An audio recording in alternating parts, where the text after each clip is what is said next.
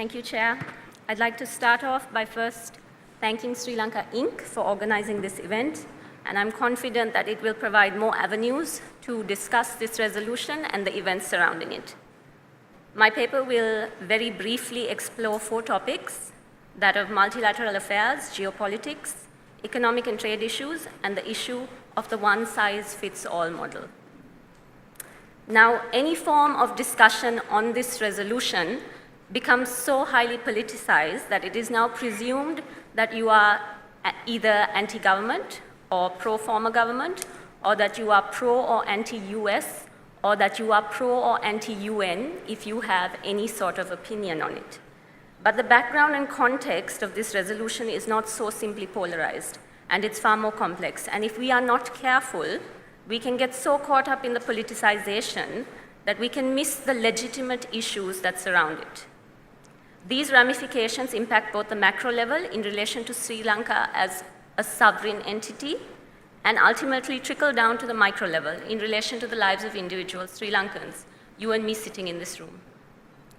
Briefly looking at multilateral issues in relation to the resolution, if you look at the statements of the countries that have voted against this resolution since its adoption in 2012, you will notice a clear pattern.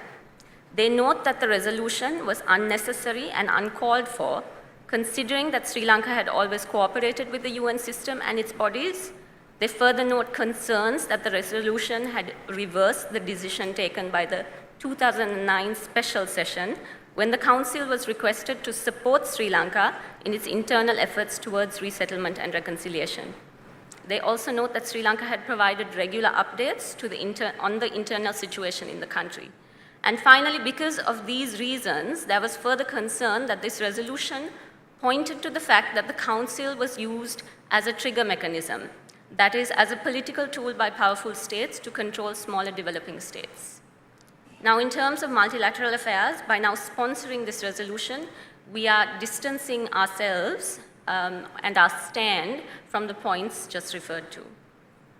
So if there are then numerous Sri Lankan analysts, including those sitting on this panel, and numerous global entities, including those international governments, who have voiced their concern regarding this resolution, who are saying fundamentally that this resolution is not about altruistic efforts, then it's important to deconstruct what the resolution and surrounding events are about, and how those events can ultimately affect us.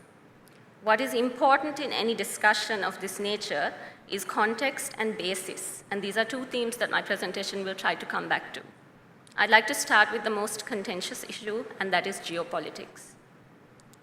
For the most part, the discussion tends to become so politicized because since the resolution's adoption in 2012, many have pointed out that this US-led initiative was more to do with regime change than the protection of human rights or promoting reconciliation.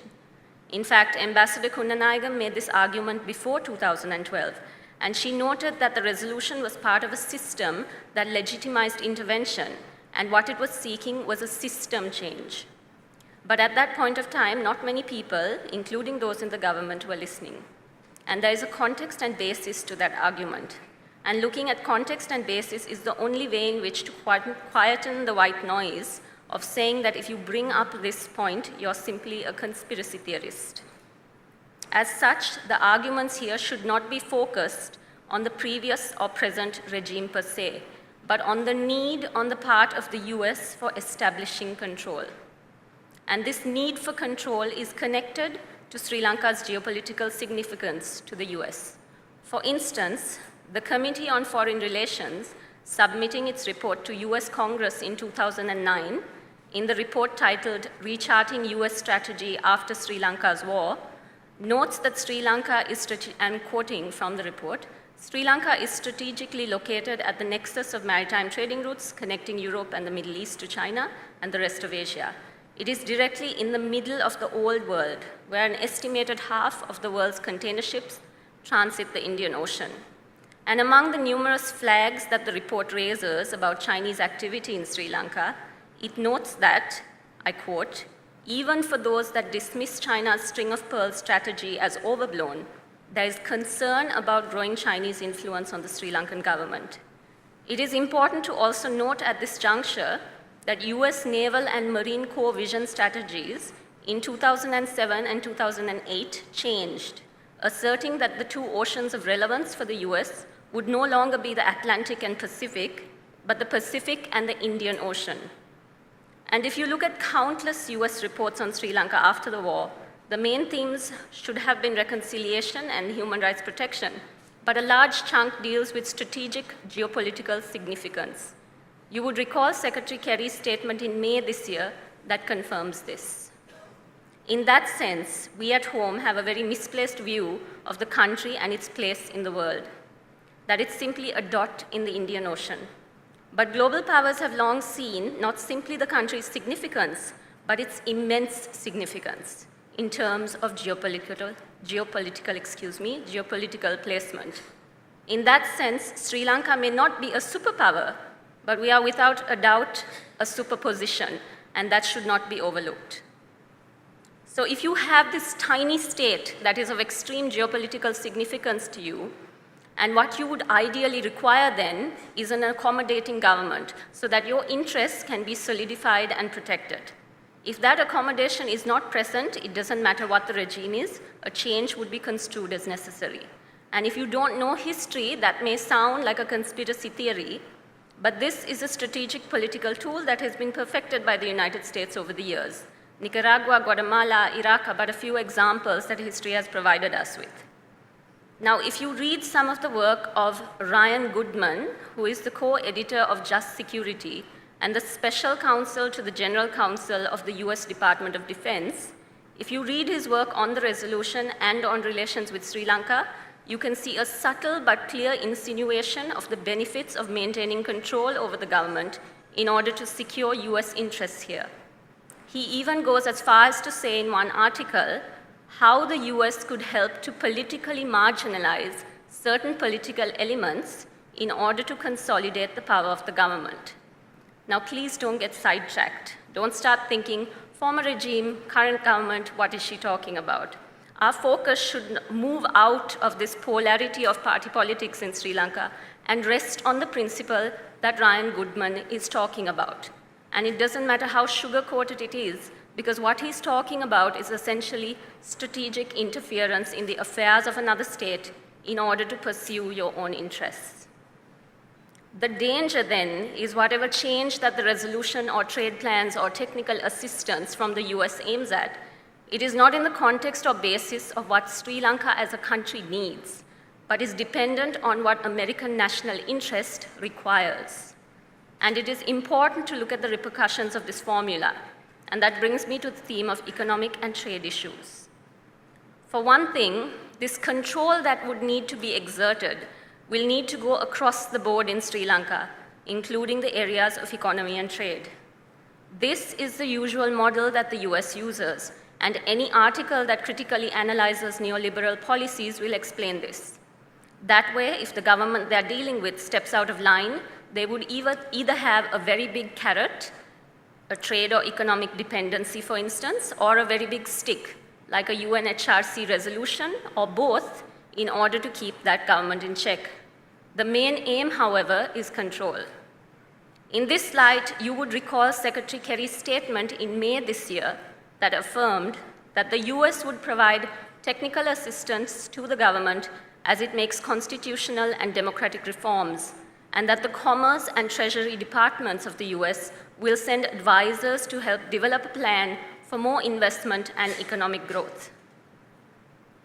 If the United States is offering advice anywhere in relation to commerce, investment, or economic growth, it would fundamentally be based on the principles of neoliberalism and free trade. Now, everyone knows that there are advantages in this system, but more recently, analysts and business people alike have flagged the dangers of this model. How the focus is on growth and not equitable growth. How this model benefits large multinationals, but how smaller national players are unable to compete. And there is further concern on how the IMF and World Bank fit into this mix, as was the case in Jamaica, and how it results in the dangerous dependency of smaller developing states on loans.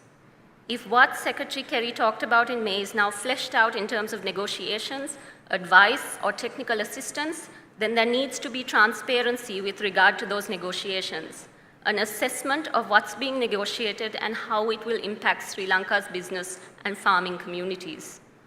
You may recall that Ambassador Jeffrey Lundstedt, who served in Sri Lanka from 2003 to 2006, specifically talked about the kind of government system that the US would support in Sri Lanka, and that it is one that favors market-oriented economic reform, pro-free trade, and globalization. In the same report, he notes how the US believed, and I quote, that economic incentives could help motivate the domestic players to make the political choices needed, unquote. And this is the use of economic incentives as a carrot or stick that I was talking about earlier. And if we step back for a second, you see that this is nothing personal on the part of the US, because here in Sri Lanka, we tend to take things very personally, but this is business as usual. The US occupies a prominent place in global politics. Sri Lanka has always been of geopolitical significance, and what has been required over time is an accommodating government in order to safeguard US interests here. And if that security is lacking, they will find other means in order to ensure compliance. When you see through that lens, you start becoming aware that whatever discussions are taking place, whether it's social, political, trade, or economic, it is about US interests, not Sri Lanka's. I would like to conclude with the issue of the one-size-fits-all model. Now, apart from the issues raised regarding the warranting of a resolution not being based on a genuine or altruistic effort towards Sri Lanka's betterment, there's also the issue of the one-size-fits-all model, and this is something that has been debated at the UN itself. For instance, there is an understanding that there is no one model of development, which is what the free trade model often tries to push for. In the same vein, I would say that there is no one model of reconciliation. The minute you start operating in this one-size-fits-all mentality, you remove the context of the situation, and you're focusing more on the model or mechanism you want to implement. The context of issues that has surrounded Sri Lanka is suddenly removed, and it becomes easy for the UN Secretary General to suddenly refer to Sri Lanka on par with Rwanda. And in turn, that comparison would justify whatever mechanism that is being insisted upon. And don't get me wrong, I don't think anyone who meaningfully works for the UN would ever want the establishment known as a trigger mechanism. But it is an establishment which is in the hands of its member states. And if some of its member states are turning it into a trigger mechanism for their own interests, and the rest of its member states are politically too disenfranchised to do something about it, then it is a very serious and grave problem. And the precedence that has been set with this US-led resolution, as it will affect every area of life in Sri Lanka, can in turn affect other developing states based on the agendas of the powerful, which is why it's so important that more discussions like this take place. I have glossed over a certain number of facts that I have, but if you would like to have the full statement as I was hoping to give it, I'll be more than willing to share it at the end of the panel discussion. Thank you.